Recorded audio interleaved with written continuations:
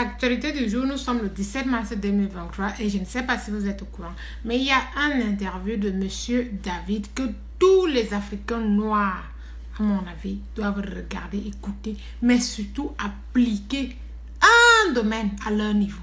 De grâce, s'il y a une de mes vidéos qui doit avoir le million de vues sur TikTok, c'est celle-ci là. Donc je compte sur vous pour partager, pour liker, pour commenter, mais surtout pour appliquer à votre niveau ce que vous allez entendre dedans. Il y a plusieurs aspects. À vous de choisir un couloir et d'exceller dedans et de tirer ceux qui sont derrière vous vers l'avant. Parce que ce n'est qu'ensemble qu'on va s'en sortir. Donc, on va lire dans cette interview-là. De grâce, chacun de nous, c'est d'abord nous les Noirs. Donc, on va nous-mêmes travailler. Je sais, ce n'est pas évident. Mais si vous pouvez faire percer cette vidéo, tous les Noirs doivent voir ça. Vous n'avez pas l'habitude de dire, je vais lire pour vous. Écoutez juste et notez ce que vous pouvez noter. Merci. Alors, géostratégie, les graves révélations du professeur Charles-Philippe David sur l'avenir de l'Afrique. Ça a été publié en novembre 2021 et il y a à peine 87 personnes qui ont lu. Et on nous dit, voilà le monsieur en bas. Analyse du professeur d'études stratégiques à Montréal, Charles-Philippe David, son point de vue sur l'avenir de l'Afrique. Cela fait maintenant plus de 25 ans que j'enseigne la stratégie. Dans ma carrière, j'ai eu affaire à des dizaines d'officiers et de hauts fonctionnaires africains. Je suis obligé de confesser que le malheur de l'Afrique et de plusieurs nations prospères dans le monde vient de sa rencontre avec l'Occident. L'Afrique était en pleine construction au XVe siècle avec des cités qui n'avaient rien à envier aux villes occidentales. Il y avait des grands hommes militaires et de grands stratèges. Mais tout ceci a été sciemment effacé de la mémoire des Africains.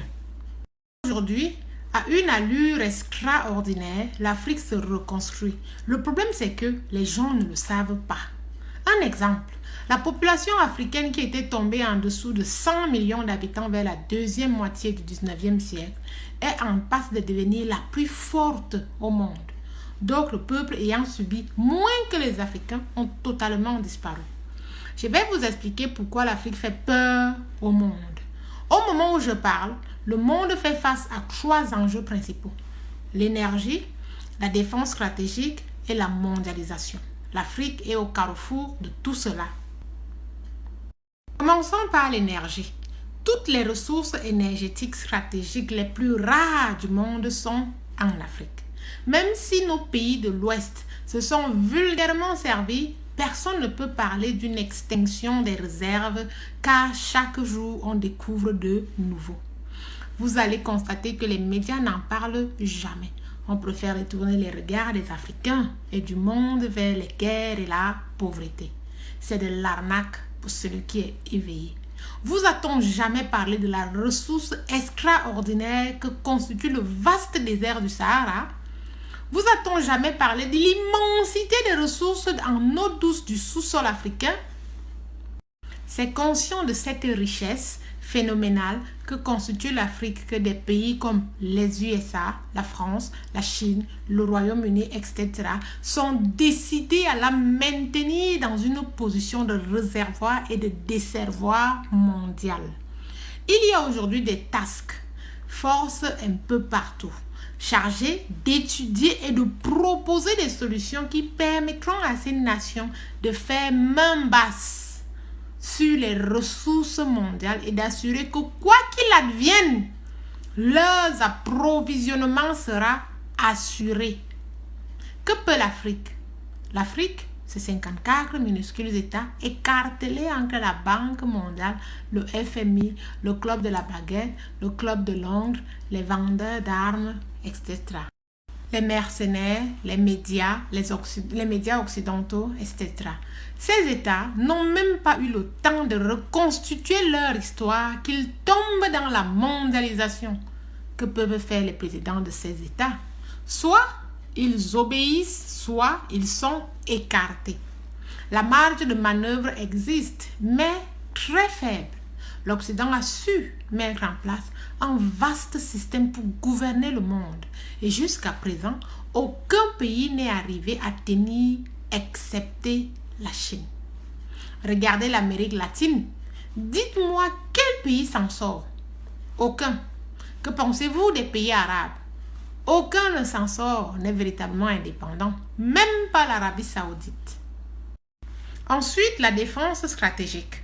L'état de délinquance des armées est organisé à dessein. On ne colonise pas une région en y laissant une armée forte. Les armées africaines ont donc été transformées en armées de répression intérieure que de guerre ou de défense intelligente. Pourquoi? Parce que nos nations ont besoin que vos armées se retournent contre vos peuples pour nous garantir l'accès aux richesses.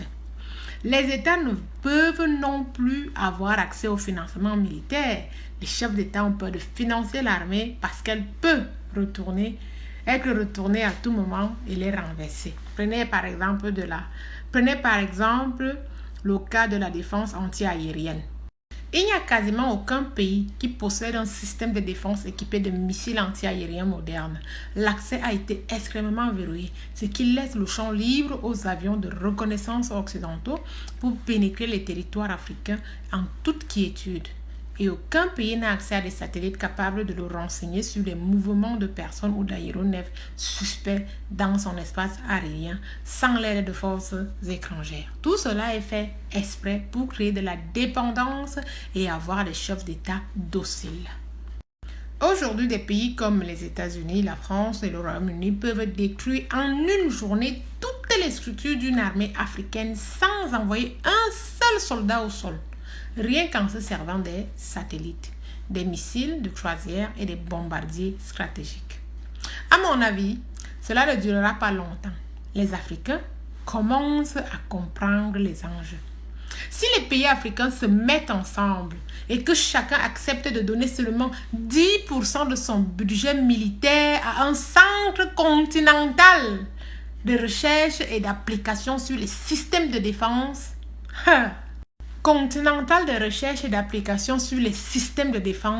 le continent peut faire un pas de géant. Il y en a en Russie, en Ukraine, en Chine, en Inde, des centaines de scientifiques de très haut niveau qui accepteraient de travailler pour $3,000 US par mois afin de vous livrer des armes sophistiquées fabriquées sur le continent et servant à votre défense. Les gars, voici où je vous dis qu'il faut coucher.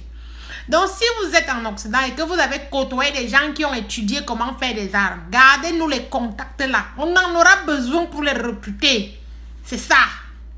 Ne croyez pas que je rigole. Il ne faut jamais être naïf. Si la survie de l'Occident passe par une recolonisation de l'Afrique et la mainmise sur ses réserves naturelles vitales, cela se fera sans état d'âme. C'est un Canadien qui vous dit ça. Ne croyez pas trop au droit international et aux principes de paix. Ce sont toujours les faibles qui s'accrochent à ces chimères. La preuve pas pour écrase. Donc les gars, si tu connais quelqu'un qui a étudié les armements, garde le contact, même si c'est ton ami chinois. On aura besoin de ça dans les années qui viennent là. Peut-être même à partir d'aujourd'hui. Voilà où je vous dis que chacun de vous a son devoir. Cherchez les canets d'adresse. On aura besoin des Indiens, des Chinois, des Ukrainiens, tous ces gens-là qui viennent sur nous au pays fabriquer ces armes. Voilà où je vous dis que chacun de vous est le messager, est la voix du salut de l'Afrique. On continue à lire. Je pense qu'il est temps de transformer vos officiers en scientifiques capables de faire de la recherche et du développement. Vos petits États ne disposent pas de la ressource pour cela. Vous êtes en guerre depuis votre rencontre avec l'Occident. Enfin, la mondialisation. Si vous comprenez que vous êtes en guerre, vous avez tout compris. Ne faites pas attention à tout ce qui se raconte dans les médias occidentaux, à savoir l'aide aux pays sous-développés, aider les pays pauvres à faire face à la mondialisation, etc. Quel intérêt avons nos pays à vous voir, vous, développer? Aucun, il vous répond. On va continuer dans une autre vidéo. Les gars, faites passer la vidéo, c'est que virale. Voilà la vidéo que tous les Africains, votre travail à vous, peu importe où vous êtes, c'est d'écrire, avoir un carnet d'adresse avec les noms des gens qu'on aura besoin pour embaucher, pour qu'ils nous fabriquent ce dont on a besoin. Les gars, chacun de nous est en mission. Je reviens avec la partie 2. Merci.